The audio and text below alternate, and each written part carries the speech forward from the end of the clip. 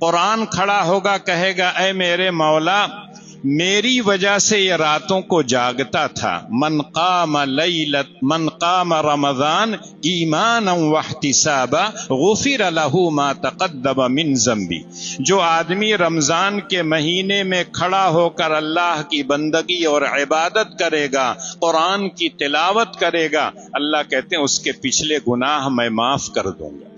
قرآن اس وقت اللہ کے سامنے جا کے کہے گا اے رب کائنات، میں تیرا کلام ہوں، تیرا بندہ اس کلام کو پڑھنے کے لیے اپنی رات کی نیتوں کو کم کر دیتا تھا، بالکل چھوڑ دیتا تھا۔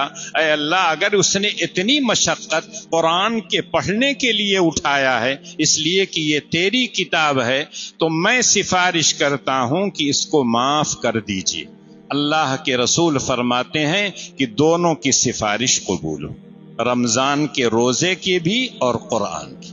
اب اگر آپ چاہتے ہیں کہ یہ دونوں آپ کے لیے سفارشی بنے تو روزہ صحیح معنوں میں رکھیے، دکھانے کے لیے نہیں۔ روزہ ایک ایسی عبادت ہے اللہ جانتا ہے، آپ جانتے ہیں، کوئی تیسرا نہیں جانتا اور نہ جان سکتا، اس لیے کہ رات کی تاریکی نہیں، دن کے اجالے میں آپ گھر میں بیٹھ کر کھا لیں اور جب گھر سے باہر نکلیں تو منہ پوچھتے ہوئے آئیں، کہتے روزہ لگ رہا ہے، اللہ جانتا ہے۔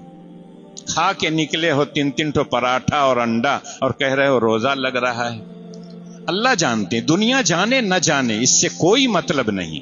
اسی لیے اللہ نے کہا الصوم لی وانا اجزی بہ، روزہ میرے لیے بندہ رکھتا ہے، میں اس کو بدلہ دوں گا۔ اللہ کیسا بدلہ دیں گے اس کا اندازہ ہم آپ نہیں کر سکتے۔ ایک بڑا آدمی اگر کہہ دے کہ میں انعام دوں گا تو بچے بھی خوش ہو جاتے ہیں، جس کو انعام ملتا وہ بھی خوش ہو جاتا ہے۔ یہاں تو رب السماوات والارض، جس کے پاس آسمان اور زمین کے سارے خزانے ہیں، وہ کہتا ہے میں بدلہ دوں گا، اس کا بدلہ، اس کا انعام کیسا ہوگا اس کا ہم تصور بھی نہیں کر سکتے۔ تو قرآن کریم صحیح حالت میں ہمارے پاس محفوظ ہے، اب ہم کو اور آپ کو اس کو پڑھنا ہے۔ بعض لوگ کیا ہے ذہن میں یہ بیٹھا دیتے ہیں بعض لوگوں کے کہ قرآن کریم بغیر سمجھے پڑھنے سے کیا فائدہ، لیکن جیسے قرآن بہت سی وجوہات کی بنیاد پر معجزہ ہے، خرق عادت چیز ہے، جو نبی کے ہاتھوں سے ظاہر ہو اس کو معجزہ کہتے ہیں۔ اللہ کے رسول کے ظاہری معجزات بہت ہیں، لیکن معنوی معجزہ جو ہے قرآن کریم ہے۔